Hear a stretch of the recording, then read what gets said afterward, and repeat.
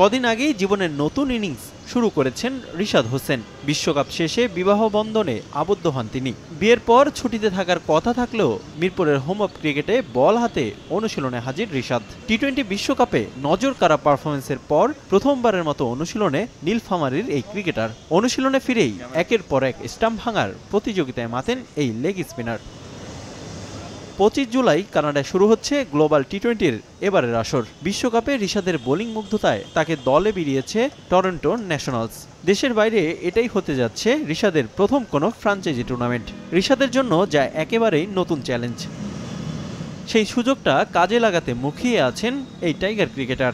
Global টি-20 league সামনে রেখেই মিরপুরের নেটে দীর্ঘ সময় ঘাম জড়িয়েছেন তিনি। ভিন দেশে লিগ খেলতে খুব শিগগিরই দেশ ছাড়ার কথা রিশাদের।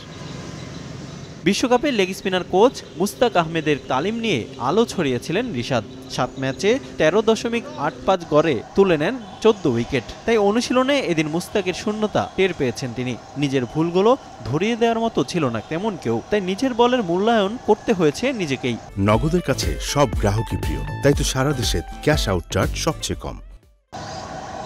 বিসিবির একাডেমি মাঠে রিশাদের সঙ্গে অনুশীলন করেছেন হাসান মাহমুদও। দুজন মিলে স্ট্যাম্প ভাঙার চ্যালেঞ্জে মেতেছিলেন একাডেমির 22 গজে।